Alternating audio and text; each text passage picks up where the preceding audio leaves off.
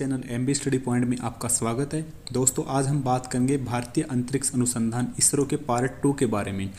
तो इसके बारे में हम जिन टॉपिक्स के ऊपर डिस्कस करेंगे उनमें से प्रमुख जो टॉपिक हैं वो हैं सैटेलाइट्स के कितने प्रकार होते हैं। पिछली वीडियो में हमने बताया था कि इसरो के बारे में, जब हमने बताया था कि इसरो का जो इतिहास उसके बारे में बताया था और उसके बाद सैटेलाइट के बारे में बताया था कि कैसे जो है सैटेलाइट को लॉन्च किया जाता है और ये सैटेलाइट किस प्रकार से हमारे जीवन में जो है भूमिका निभाते हैं। तो आज हम बताएंगे सैटेलाइट के कितने प्रकार होते हैं और उसके अलावा जो सैटेलाइट लॉन्चिंग व्हीकल हैं जैसे SLV है, ASLV है, PSLV polar satellite launching vehicle और GSLV जो मेन जो आज के टाइम पर जो यूज किया जाता है जो हैवी सैटेलाइट्स के लिए और जो दूर तक जो ऊंचाई पे जो भेजने के लिए जो सैटेलाइट व्हीकल यूज किया जाता है GSLV, उसके बारे में हम डिस्कस करेंगे। और क्रायोजेनिक प्रौद्योगिकी जो क्रायोजेनिक टेक्नोलॉजी जो है क्रायोजेनिक इंजन के बारे में भी हम इसके अंदर डिस्कस करेंगे कि ये क्या चीज़ है और इसके आने से क्या फ़ायदा हुआ है। जो पिछले जो सैटेलाइट व्हीकल थे SLV या ASLV उनसे PSLV और GSLV कैसे डिफरेंट हैं, इन सब के बारे में हम डिस्कस करेंगे। इसके अलावा हम जो है रॉकेट का जो है उसके पार्ट्स के बारे में डिस्कस करेंगे कि उसके अंदर सैटेलाइट कैसे फिट किया जाता है, कैसे उसको जो है अंतरिक्ष के अंदर लॉन्च किया जाता है, इन सब चीज़ों के बारे में हम डिस्कस करेंगे। तो आइए स्टार्ट करते हैं सैटेलाइट के कितने प्रकार होते हैं उससे। तो दोस्तों सैटेलाइट के प्रकार की अगर बात करें तो काम के आधार पर सैटेलाइट के 2 प्रकार होते हैं। जैसे हमने पिछली वीडियो में बताया था कि सैटेलाइट्स की मुख्य रूप से 2 ही भूमिका होती हैं। एक होते हैं रिमोट सेंसिंग सैटेलाइट, दूसरा होता है communication satellite. Remote sensing satellite जो होते हैं दोस्तों वो मुख्यतः पृथ्वी की जो तस्वीरें भेजने के लिए उपयोग किए जाते हैं। फॉर एग्जाम्पल जैसे कोई सैटेलाइट है वो रिमोट सेंसिंग जो सैटेलाइट है वो जैसे प्राकृतिक संसाधनों की तस्वीरें भेजते हैं या सीमा संबंधित जो चौकसी है उसकी तस्वीरें भेजते हैं। इन सब चीज़ों की जैसे जंगलों की, वनों की, पर्यावरण से संबंधित तस्वीरें भेजते हैं, उन सब में जो है काम आते हैं वो रिमोट सेंसिंग सैटेलाइट हैं। और ये मुख्यतः जो हैं पृथ्वी की जो लो अर्थ ऑर्बिट होता है उसके अंदर विद्यमान होते हैं, उसके अंदर जो है छोड़े जाते हैं। अंतरिक्ष के अंदर जो पृथ्वी का जो लो अर्थ ऑर्बिट है उसके अंदर लॉन्च किए जाते हैं। और इनकी जो स्पीड होती है रिमोट सेंसिंग सैटेलाइट की वो पृथ्वी की स्पीड से जो है पृथ्वी जिस स्पीड से जो घूर्णन करती है उनसे कहीं ज़्यादा होती है। इसके बाद बात करेंगे हम कम्युनिकेशन सैटेलाइट की। कम्युनिकेशन सैटेलाइट जो है पृथ्वी के ऊपर टेली कम्युनिकेशन में मदद करते हैं। ऐसे सैटेलाइट जो होते हैं जो कम्युनिकेशन सैटेलाइट ये पृथ्वी के ऊपर अंतरिक्ष में एक निर्धारित ऊंचाई पर स्थापित किए जाते हैं। ये जियो स्टेशनरी कक्षाओं में लगभग जो 36,000 जो किलोमीटर या उससे ऊपर स्थापित किए जाते हैं। यानी ये जो पृथ्वी का जो अपर अर्थ ऑर्बिट है उसके अंदर जो है या पृथ्वी की तीसरी कक्षा कह सकते हैं या भूस्थैतिक या भूतल्य कक्षा जो होती है पृथ्वी की उसके अंदर जो स्थापित किए जाते हैं। और ये जो है पृथ्वी के जो है समानांतर जो है घूर्णन करते हैं, समानांतर जो है उसके साथ साथ रोटेट होते रहते हैं। इनकी स्पीड जो होती है वो कम होती है बशर्ते कि जो सैटेलाइट जो रिमोट सेंसिंग सैटेलाइट है उनके बशर्ते इनकी स्पीड जो है कम होती है, पृथ्वी के साथ साथ घूर्णन करते रहते हैं। और ये जो है हमें मौसम संबंधी जानकारी या जो और टेलीकम्युनिकेशन संबंधी जैसे आज के दिन हम फ़ोन पे बात करते हैं, मोबाइल पे बात करते हैं, GPS जो होता है उसको मैप जो देखते हैं, मौसम संबंधी जानकारी जो प्राप्त करते हैं, इस प्रकार की जो जानकारी है उन जानकारियों को जो है प्रसारित करने के लिए ये सैटेलाइट जो है सहायक है। कम्युनिकेशन सैटेलाइट जो है कम्युनिकेशन के अंदर जो काफ़ी भूमिका निभाते हैं। और कम्युनिकेशन सैटेलाइट के अंदर अगर देखे जाए तो इनके अंदर क्या है कि सिग्नल रिसीव करने और उनको प्रसारित करने के लिए सिस्टम ट्रांसपोंडर लगे होते हैं। ये जो है उसके अंदर छोटे छोटे जो है ट्रांसपोंडर लगे होते हैं जो सिस्टम को ऐसा जो सिस्टम लगा रहता है जिससे हम यहाँ से उनको सिग्नल भेजते हैं, वो सिग्नल को रिसीव भी करते हैं और उसका जो है रिप्लाई भी करते हैं। वो जो उनको जो कहते हैं वो ट्रांसपोंडर कहते हैं। और एक सैटेलाइट पर कई तरह के जो है ट्रांसपोंडर लगे रहते हैं जो अलग अलग प्रसारण चैनलों को सपोर्ट करते हैं। और जो सैटेलाइट की मदद से संपूर्ण धरती पर ऐसी संचार व्यवस्था जो होती है, ऐसी व्यवस्था को क्या कहता है दोस्तों, GPS जो ग्लोबल पोजिशनिंग सिस्टम ये कहलाती है। GPS ग्लोबल पोजिशनिंग सिस्टम यानी सैटेलाइट की मदद से जो पूरी पृथ्वी के ऊपर नज़र बनाए रखना और जो है पृथ्वी के अंदर जो है सिग्नल को भेजते रहना या जो जिस प्रकार की जो मतलब कि पृथ्वी के ऊपर जो लोग रहते हैं जिस प्रकार की जानकारी वो इन सैटेलाइट के जरिए मांगते हैं उस प्रकार की जानकारी उनको मुहैया कराना, ये जो पूरी व्यवस्था है इसको कहते हैं GPS ग्लोबल पोजिशनिंग सिस्टम।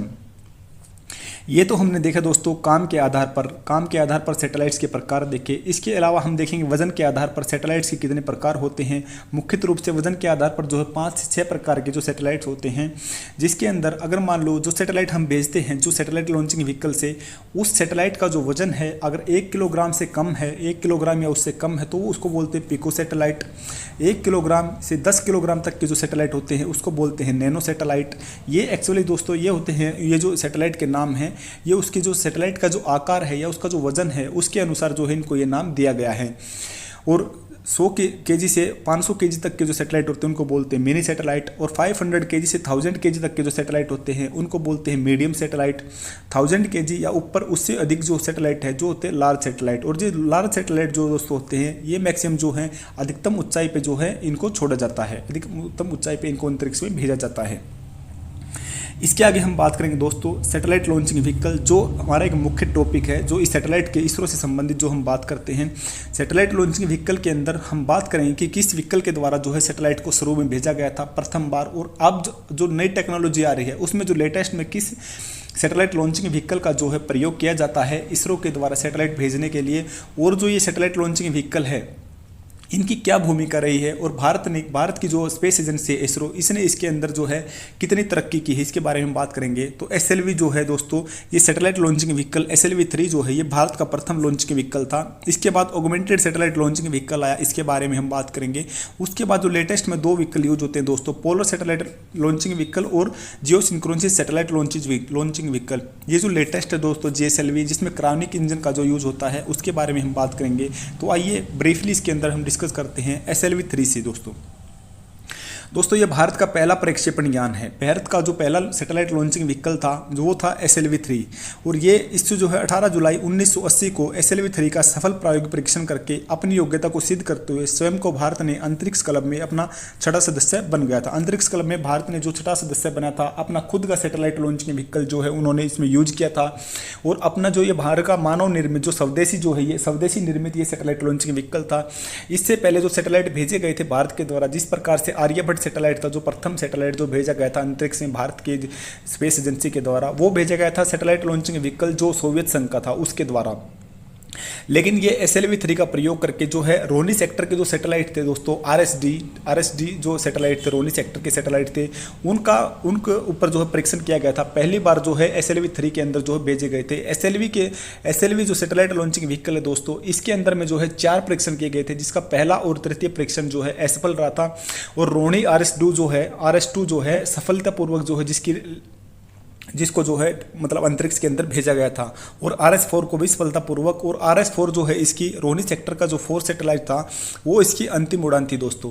तो 18 जुलाई 1980 को SLV-3 का सफल प्रायोगिक परीक्षण करके अपनी योग्यता को सिद्ध करते हुए भारत जो है छठा सदस्य बन गया था। इससे पहले अमेरिका, रसिया, चीन, जापान और फ्रांस, ये 5 देश थे जिन्होंने जो है अंतरिक्ष के अंदर में जो है अपना लोहा मनवा रखा था, जो अंतरिक्ष के अंदर जो अपने खुद के सैटेलाइट भेज रखे थे। और इसके बाद हम बात करेंगे दोस्तों SLV-3 जो है ये 4 चरणों वाला, ये गलती से लिखा गया है दोस्तों, ये 14 चरण, ये 4 चरणों वाला साधारण क्षमता का उपग्रह है। 4 चरण है दोस्तों इसके अंदर, और 4 चरणों वाला साधारण क्षमता का उपग्रह प्रक्षेपण यान था जो 40 किलोग्राम भार वर्ग के उपग्रह को पृथ्वी की निचली कक्षा में लो अर्थ ऑर्बिट में स्थापित कर सकता था। इसका ईंधन जो था दोस्तों HTPB जो है हाइड्रोक्सिकल टर्मिनेटेड पॉलीब्यूटाडाइन, ये जो है इसका ईंधन था दोस्तों। ये ईंधन जो है इसका ठोस ईंधन था। जिस प्रकार से हम जो घरों में जो पटाखे यूज करते हैं दिवाली वगैरह पे या क्रिसमस डे पे या कोई किसी भी फंक्शन में जो पटाखे यूज करते हैं, उसके अंदर जो ईंधन होता है जिस प्रकार से वो बारूद टाइप जो होता है, जो ठोस ईंधन होता है, वो जो ईंधन होता है इस प्रकार से इसके अंदर जो है ठोस ईंधन यूज होता था। और 17 अप्रैल 1983 की जो है SLV की चतुर्थ एवं अंतिम उड़ान रोनी RSD-2 को सफलतापूर्वक निर्धारित समय से स्थापित करने के बाद इस उपग्रह प्रक्षेपण यान के कार्यक्रम को बंद कर दी गई। यानी जो रोनी सेक्टर के जो 4 उपग्रह जो भेजे थे RSD-1-2, ये जो है इनको भेजने के बाद 4 उपग्रहों पर जो है इसका परीक्षण किया गया, जिसके अंदर 2 असफल हुए थे, प्रथम और तृतीय वाला, और द्वितीय वाला और चतुर्थ वाले जो है इसकी अंतिम उड़ान थी जो 17 अप्रैल 1983 को हुई थी। और प्रथम उड़ान जो थी इसकी वो 18 जुलाई 1980 को हुई थी जिसके द्वारा रोनी सेक्टर का जो प्रथम उपग्रह भेजा गया था दोस्तों। इसके आगे हम बात करेंगे दोस्तों ऑगमेंटेड सैटेलाइट लॉन्चिंग व्हीकल के बारे में। तो ASLV जो है दोस्तों ये वास्तव में जो है जो पिछला सैटेलाइट लॉन्चिंग व्हीकल SLV-3 था उसका ही संवर्धित रूप है दोस्तों, उसको ही थोड़ा मॉडिफाइड किया गया था। लेकिन उसको जो है 40 किलोग्राम भार वर्ग के जो है उसको उपग्रह को जो है वो अंतरिक्ष में भेज सकता था। लेकिन इसके अंदर जो है लिमिट थोड़ी बढ़ गई है और इसके अंदर 150 किलोग्राम भार वर्ग के उपग्रह को पृथ्वी की निचली कक्षा में स्थापित करने के उद्देश्य से इसको विकसित किया गया था। और ASLV के कुल 4 प्रक्षेपण कराए गए थे दोस्तों। उसके भी जो है 4 प्रक्षेपण कराए गए थे, इसके भी जो है इसको भी 4 बार लॉन्च किया गया था, जिनमें से ASLV-D1 24 मार्च 1987 को एवं ASLV-D2 जुलाई 1998 की प्रथम दोनों प्रक्षेपण में ये जो है असफल सिद्ध हुए थे। और इसका जो तृतीय जो लॉन्चिंग था, थर्ड लॉन्चिंग जो था इसका, और फोर्थ लॉन्चिंग जो था वो जो है सफलतापूर्वक अंतरिक्ष के अंदर जो है उनको भेजा गया था दोस्तों। इसके आगे हम बात करेंगे दोस्तों पोलर सैटेलाइट लॉन्चिंग व्हीकल। जो आजकल जनरली यूज किए जाते हैं वो दोस्तों पोलर सैटेलाइट लॉन्चिंग व्हीकल या जियो स्टेशनरी और जियो सिंक्रोनस सैटेलाइट लॉन्चिंग व्हीकल है, वही यूज किए जाते हैं। अब जो है PSLV और ये जो है ASLV जो ऑगमेंटेड सैटेलाइट लॉन्चिंग व्हीकल है, इनका जो है प्रयोग करना जो है इसरो ने बंद कर दिया गया है। अभी जो लेटेस्ट में यूज किए जाते हैं वो दो ही हैं, PSLV और GSLV, जो लेटेस्ट में यूज किए जाते हैं अंतरिक्ष के अंदर सैटेलाइट्स को लॉन्च करने के लिए।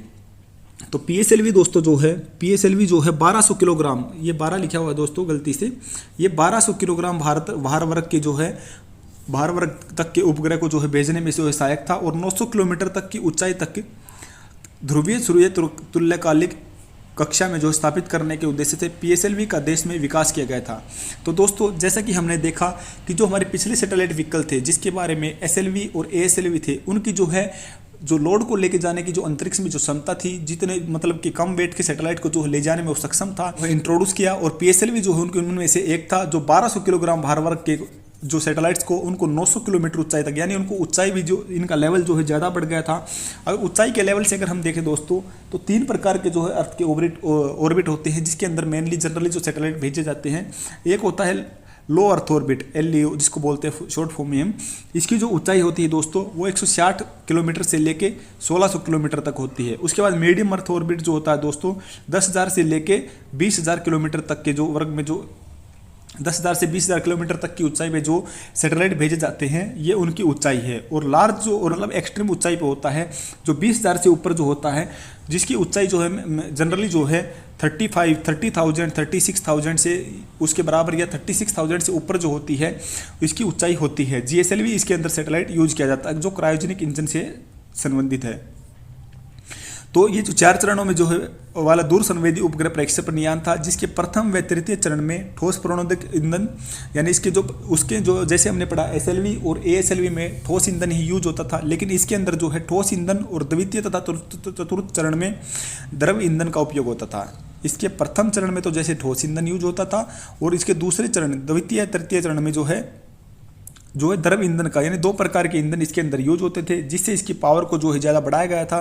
ठोस ईंधन के अंदर वही देखे जाए तो हाइड्रोक्सिकल टर्मिनेटेड पॉलीब्यूटाडाइन यूज होता था ईंधन के रूप में, और ऑक्सीडाइजर के रूप में जो होता था जो दोस्तों अमोनिया परक्लोरेट जो है ऑक्सीकारक के रूप में प्रयोग किया जाता था। जबकि द्रव प्रणोदक के रूप में देखें, द्रवीय ईंधन के रूप में देखें तो अनसिमेट्रिकल डाईमिथाइल हाइड्रोजन एवं N2O4 का प्रयोग इसके अंदर किया जाता था, जो रूम टेम्परेचर पे जो है लिक्विड रहता था। इसका प्रयोग इसमें जो है दोस्तों जो 2 प्रकार का ईंधन यूज होता था, इससे जो है पावर जो होती थी जो सैटेलाइट लॉन्चिंग व्हीकल की, वो काफ़ी बढ़ जाती थी, जिससे इनको जो है ज़्यादा वेट के जो सैटेलाइट है उनको ले जाने में भी सक्षमता रहती थी, और जो है इनको अधिक ऊंचाई पे लेके जाने में भी जो है ये सैटेलाइट लॉन्चिंग व्हीकल सक्षम थे।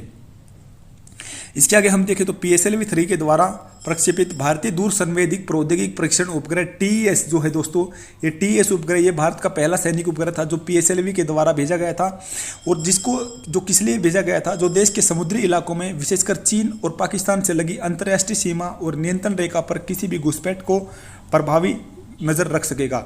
ये TES जो उपग्रह था दोस्तों, ये PSLV के द्वारा भेजा गया था। ये पहला दूर संवेदी उपग्रह था जो मतलब कि जो काफ़ी हाइट पे भेजा गया था, जो मीडियम अर्थ ऑर्बिट उसके अंदर भेजा गया था। और ये जो अंतर्राष्ट्रीय सीमा है दोस्तों और नियंत्रण रेखा या जो समुद्री इलाके हैं, जो सैनिक उपग्रह था, ये उनके ऊपर नज़र रख सकेगा। मेनली जो पाकिस्तान और चीन, जिनसे हमारा जो है मुख्यतः विवाद रहता है हमारे देश का सीमा से संबंधित क्षेत्रों में, उनके ऊपर जो है नज़र रखेगा, इसलिए ये भेजा गया था दोस्तों। इसके आगे हम बात करेंगे दोस्तों GSLV सैटेलाइट के बारे में, जो जनरली यूज किया जाता है और जो लेटेस्ट भी है, और इसरो के द्वारा जो है इसको जो है क्रायोजेनिक इंजन जो है इसके अंदर फिट किया गया है, और क्रायोजेनिक इंजन से जो है इसकी पावर को काफ़ी इनहेंस किया गया है, जिससे ये आज के दिन में जो है ये काफ़ी जो अच्छी टेक्नोलॉजी जो है उसके अंदर मानी जाती है कि GSLV सैटेलाइट के अंदर यूज की गई है इसरो ने। और इसके बारे में हम बात करने से पहले दोस्तों हम देखेंगे कि सैटेलाइट लॉन्चिंग व्हीकल कैसा होता है और कैसे ये काम करता है। तो दोस्तों ये देखिए, ये सैटेलाइट लॉन्चिंग व्हीकल है, ये जीएसएलवी सैटेलाइट लॉन्चिंग व्हीकल है दोस्तों। और जनरली जो सैटेलाइट हमारे जो भेजे गए हैं अभी तक जो भारत के द्वारा, जो भारत की स्पेस एजेंसी के द्वारा, वो दोस्तों श्रीहरिकोटा से ही भेजे गए हैं, जो आंध्र प्रदेश के अंदर स्थित है, जो सतीश धवन स्पेस सेंटर है उससे ही भेजे गए हैं। ये जीएसएलवी जो है सैटेलाइट है दोस्तों, इसके अंदर ये जो ऊपर का जो हिस्सा दोस्तों ये होता है, इसको बोलते हैं पेलोड बोलते हैं इसको। इसके अंदर ही जो है जनरली दोस्तों सैटेलाइट को जो है फिट किया जाता है, जो सामान भेजा जाता है उसके अंदर जो है अंतरिक्ष के अंदर जो भी भेजा जाता है, सैटेलाइट है वगैरह है या और भी कुछ है, वो इसी के अंदर जो है रखा जाता है। और ये ढक्कन टाइप का होता है, इसको जो है खोल के जो है बाद में इसके अंदर सैटेलाइट फिट करके जो है टाइट करके इसको जो है ढक्कन को या कवर को जो है फिट किया जाता है। और इसके नीचे दोस्तों ये देखिए, ये सैटेलाइट के जो हैं ये पार्ट होते हैं, जैसे हमने बताया था कि ये चरण होते हैं। इसके अंदर ये दोस्तों जैसे एक पार्ट ये हो गया, एक ये हो गया, ये हो गया, ये हो गया, इस प्रकार से जो है दोस्तों इनके अंदर जो है ये क्रायोजेनिक इंजन जो होता है, क्रायोजेनिक इंजन सबसे नीचे रहता है, जो मतलब कि पावर को जो है इनहेंस करता है। और क्रायोजेनिक इंजन की अगर हम बात करें दोस्तों, ये जो ऑपरेट होता है ये 400 से 500 किलोमीटर के बाद जो सैटेलाइट की ऊंचाई होती है उसके बाद से ही ये ऑपरेट होता है। इसके साथ में जो है दोस्तों सैटेलाइट के साथ में ये जो लगे रहते हैं, ये सैटेलाइट के जो है बूस्टर टाइप होते हैं दोस्तों, जो पावर को जो, क्योंकि जब हमारा सैटेलाइट कोई भी सैटेलाइट जैसे लॉन्च होता है उस टाइम पे शुरुआत में जो है उसको मैक्सिमम थ्रस्ट चाहिए, क्योंकि ये सैटेलाइट जैसे हमें पता है कि न्यूटन के थर्ड लॉ पे जो काम करता है कि जितना थ्रस्ट इसको इस टाइम पे मिलेगा उतना थ्रस्ट से जो है ये सैटेलाइट ज़्यादा ऊपर जाएगा और उतनी पावर इसको जो है ऊपर जाने में मिलेगी, उतनी मदद इसको मिलेगी। तो ये जो है सैटेलाइट बूस्टर होते हैं दोस्तों।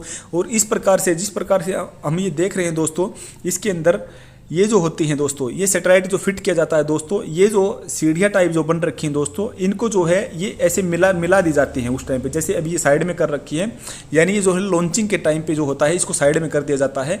नहीं तो मिला के इनके ऊपर जो हमारे वैज्ञानिक हैं वो जो है इसको फिट करते हैं, इसके ऊपर चढ़कर जो है काम करते हैं। इस प्रकार से जैसे यहाँ पे काम करना तब इससे करते हैं, यहाँ पे काम करना जब इससे करते हैं। तो इस प्रकार से जो सैटेलाइट है दोस्तों उसके ऊपर जो है काम किया जाता है, काफ़ी कुछ जो इसके अंदर मेहनत लगती है। क्रेन से जो है इसको ऐसे सीधा खड़ा करके जो है इसके ऊपर से जो है इसके पार्ट को जो है जैसे ये पार्ट जोड़ा, फिर ये पार्ट जोड़ा, ये पार्ट जोड़ा, ये इसके अंदर जो काफ़ी टाइम लगता है और काफ़ी मेहनत जो है इसके अंदर जो है हमारे वैज्ञानिकों दोस्तों करनी पड़ती है। तो जीएसएलवी सैटेलाइट जो दोस्तों ये जो है एक शक्तिशाली 3 चरणों वाला, इसके अंदर जो है दोस्तों 3 चरण है, यानी ईंधन के जो है उसके पहले जो सैटेलाइट थे उनके अंदर 2 चरण थे और उसके इसके अंदर दोस्तों जो है 3 चरण है। इसके अंदर जो है एक ठोस ईंधन भी होता है, उसके बाद जो है इसके अंदर द्रवीय ईंधन भी होता है और इसके बाद एक होता है लास्ट में इसको बोलते हैं क्रायोजेनिक इंजन भी होता है। क्रायोजेनिक इंजन जो है दोस्तों ये इसका जो है मेन इंजन है जो ऑपरेट होता है, जो जब ये सैटेलाइट थोड़ी हाइट पे चला जाता है 300-400 किलोमीटर चला जाता है उसके बाद ये ऑपरेट होता है। और ये जो है मैक्सिमम पावर जो इनहेंस करता है दोस्तों, मैक्सिमम पावर जिससे बढ़ती है इसी इंजन से जो है बढ़ती है। तो ये एक प्रथम चरण में दोस्तों जैसे हमने बताया इसके अंदर ठोस ईंधन, द्वितीय चरण में द्रव प्रणोदक द्रवीय ईंधन और तृतीय चरण में जो है दोस्तों क्रायोजेनिक इंजन का इसके अंदर प्रयोग होता है। और क्रायोजेनिक तकनीक में अगर हम देखें, अगर ईंधन की बात करें तो इसके अंदर अत्यंत निम्न ताप पर द्रव हाइड्रोजन जो होती है दोस्तों, जो हाइड्रोजन होता है दोस्तों हमारा, ये जो है इसके अंदर ईंधन होता है और ये द्रवीय भाषा में द्रवीय अवस्था में होता है और -250 डिग्री पे जो होता है ये अति तापीय होता है। और द्रव ऑक्सीजन जो होती है दोस्तों ये ऑक्सीडाइजर का काम करता है इसके अंदर, ये इसका प्रयोग होता है। जीएसएलवी की जो पहली विकासात्मक उड़ान की बात करें दोस्तों तो 28 मार्च 2001 को जो भरी थी वो असफल रही थी। 36,000 किलोमीटर के ऊपर उसको GSAT-1 सैटेलाइट जो था हमारा दोस्तों, GSAT-1 सैटेलाइट को उसको जो है 36,000 किलोमीटर के ऊपर जो है जो अर्थ का जो ऑर्बिट है उसके अंदर जो है इसको लॉन्च करना था, लेकिन वो जो है 1000 किलोमीटर जो है उससे नीचे ही रह गया था और ये उड़ान जो है हमारी असफल रही थी। इसके आगे हम बात करें दोस्तों GSLV D2 जो था दोस्तों, GSAT-2 की जो उड़ान थी दोस्तों वो 36,000 किलोमीटर के ऊपर जो है इस GSLV सैटेलाइट ने जो है उसको सैटेलाइट को लॉन्च कर दिया गया था और उसके ऊपर जो है वो स्मूथली जो है उसके ऊपर जो है पहुँच गया था। और उसका कर्नाटक का जो हासन के अंदर स्थित मुख्य नियंत्रण प्रणाली जो MCF है दोस्तों, जिसके बारे में हमने अपनी पिछली वीडियो में बताया था, जो मेन कंट्रोल फैसिलिटी है उससे इसका संपर्क जो है इसने संपर्क साध लिया था कि ये सैटेलाइट अच्छे से पहुंच गया था। और इंडोनेशिया के बियोक की जो एजेंट जो सेंटर है उससे भी जो है इसका संपर्क जो है सध गया था। यानी ये सक्सेसफुली जो GSAT-2 था, GSAT-2 सैटेलाइट जो था दोस्तों वो जो है GSLV व्हीकल के द्वारा क्रायोनिक इंजन के द्वारा जो है सक्सेसफुली लॉन्च हो गया था। 8 मई 2003 को जो है दोस्तों सफलतापूर्वक परीक्षित किया गया था दोस्तों। और इस सफलता के बाद जो है 5 देशों के अंदर एलिट ग्रुप के अंदर भारत भी शामिल हो गया था। उस 5 देशों के अंदर दोस्तों जैसे अमेरिका था, पहले रशिया था, यूरोपीय संघ था, जापान और चीन के बाद जो है भारत ऐसा था जिसने क्रायोनिक इंजन का जो है सफलता से प्रक्षेपण कर दिया था और जीएसएलवी व्हीकल को जो है सक्सेसफुली जो है इससे जो है सैटेलाइट को लॉन्च कर दिया गया था क्रायोनिक टेक्नोलॉजी के द्वारा। इसके आगे हम बात करेंगे दोस्तों क्रायोजेनिक प्रौद्योगिकी क्या होती है। तो क्रायोजेनिक का जो शाब्दिक अर्थ है दोस्तों वो होता है निमन ताप की, यानी इस पे जो ऑक्सीडाइजर और जो ईंधन जो हमारा रखा जाता है दोस्तों वो बिल्कुल फ्रीजिंग लेवल में रखा जाता है। माइनस 250 डिग्री पे जो है दोस्तों हाइड्रोजन रखी जाती है और माइनस 183 डिग्री पे जो है इसका दोस्तों ऑक्सीडाइजर रखा जाता है, यानी ऑक्सीजन गैस रखी जाती है। ये बिल्कुल अति निम्न ताप की है दोस्तों। एक ग्रीक भाषा का शब्द है जो क्रायोस से बना हुआ है। ये जो क्रायोजेनिक शब्द है जो दोस्तों ये क्रायोस से बना हुआ है जो बर्फ के समान शीतलता के लिए प्रयुक्त होता है। यानी निम्न ताप की अवस्था क्रायोजेनिक अवस्था वाले इंजनों में अति निम्न ताप पर हाइड्रोजन जैसा मैंने बताया था माइनस 250 डिग्री का ईंधन के रूप में और ऑक्सीजन का माइनस 183 डिग्री का ऑक्सीकारक के रूप में प्रयोग होता है। और इस प्रौद्योगिकी में इन प्रणोदकों को तरल अवस्था में ही रखा जाता है। जैसे हमने बताया था आपको, इसमें ईंधन को परम तापीय अवस्था में प्रयोग करने की विशेषता के कारण ही इसे क्रायोजेनिक इंजन कहते हैं। और क्रायोजेनिक इंजन की विशेषता क्या है दोस्तों, इसके बारे में अगर हम बात करें तो क्रायोजेनिक इंजन में जो प्रयोग होने वाला द्रव हाइड्रोजन और द्रव ऑक्सीजन के दहन से जो ऊर्जा प्राप्त होती है वो ठोस ईंधन से जो ऊर्जा प्राप्त होती है उससे कहीं ज़्यादा होती है। और ईंधन के जो जलन की जो दर है इसको कंट्रोल किया जा सकता है इसमें क्रायोजेनिक इंजन के द्वारा। जैसा हमने आपको बताया था कि क्रायोजेनिक इंजन जो ऑपरेट होता है जनरली जो है थोड़ी हाइट पे जब सैटेलाइट चला जाता है, जब उसको जो है सिलेंडर जो उसके बूस्टर लगे हुए हैं, जो छोटे छोटे सैटेलाइट टाइप के जो पार्ट लगे हुए हैं उनसे जो थ्रस्ट मिलता है उनसे ऊपर जाके जब ये टेक ऑफ कर जाता है उसके बाद ही क्रायोजेनिक इंजन जो है दोस्तों ऑन होता है, पैदा होता है। यानी इससे जो है थ्रस्ट काफ़ी ज़्यादा मिलता है जिससे यान को जो है अधिक बल और थ्रस्ट मिलता है और ये जितनी मतलब कि with in friction of second में दोस्तों काफ़ी 100 किलोमीटर जो है ये कवर कर लेता है दोस्तों। और क्रायोजेनिक इंजन का पहली बार प्रयोग अगर हम देखें दोस्तों तो अमेरिका के द्वारा एटलांस सेंटूर नामक रॉकेट में किया गया था। क्रायोजेनिक का पहली बार प्रयोग किसने किया था, किस देश की स्पेस एजेंसी ने किया था, तो अमेरिका की जो स्पेस एजेंसी है उसने। और उनका जो रॉकेट था दोस्तों एटलांस सेंटूर नामक रॉकेट में जो है क्रायोजेनिक इंजन का जो है यूज किया गया था। जिस प्रकार से भारत ने क्रायोजेनिक इंजन का सर्वप्रथम प्रयोग जो है जीएसएलवी सैटेलाइट लॉन्चिंग व्हीकल जो उसके अंदर किया गया है, इसी प्रकार से अमेरिका ने एटलांस सेंटूर नामक रॉकेट में इसका जो प्रयोग किया गया था।